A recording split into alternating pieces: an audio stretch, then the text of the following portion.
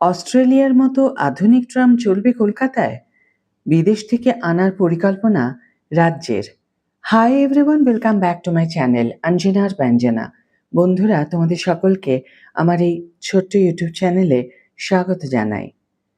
বিদেশ থেকে কলকাতায় ট্রাম আনার বিষয়ে ভাবনা চিন্তা করছে পশ্চিমবঙ্গ সরকার। মমতা বন্দ্যোপাধ্যায় সরকারের আমলে ট্রামকে লাটে তুলে দেওয়া হয়েছিল। সেই সরকারকে লাটে তুলে দিয়েছেন ভোটাররা। পরিবহন দপ্তর সূত্রে খবর, অস্ট্রেলিয়ায় যেমন হালকা এবং আধুনিক ট্রাম চালানো হয়, সেরকমই কলকাতায় চালু করা যায় কিনা তা খতিয়ে দেখা হচ্ছে।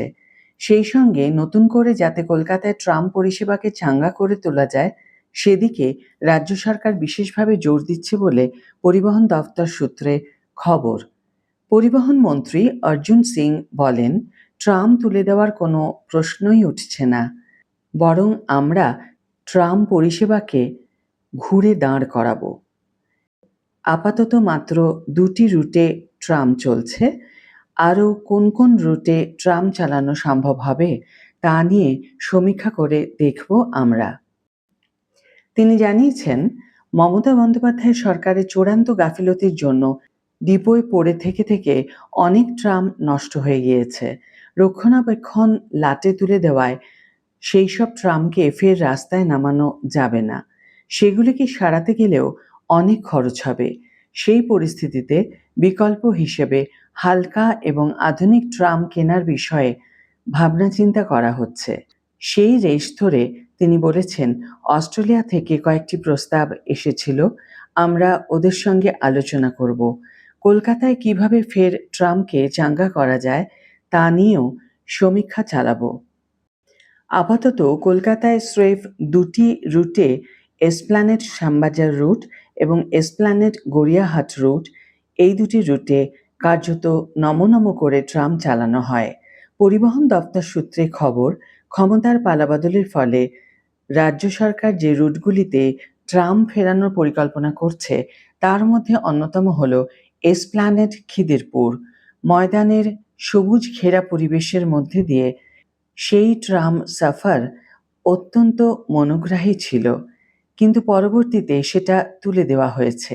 আর ট্রামের সেই দুর্দশার জন্য সংশ্লিষ্ট মহলের তরফে মমতা সরকারের দিকে আঙুল তোলা হয়েছে।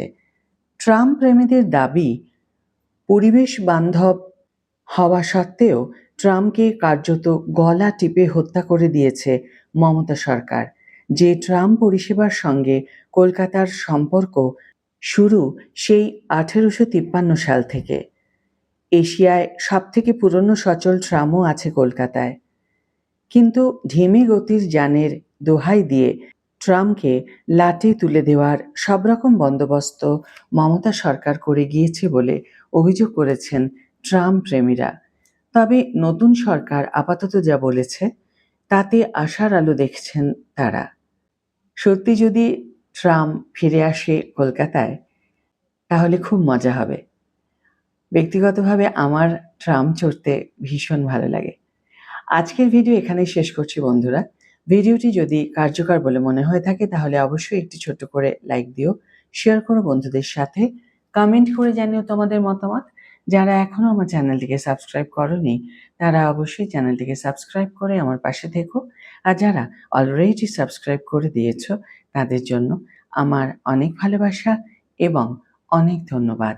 আজ তাহলে বিদায় বন্ধু, দেখা হবে পরের ভিডিওতে। ভালো থেকো, সুস্থ থেকো, সঙ্গে থেকো।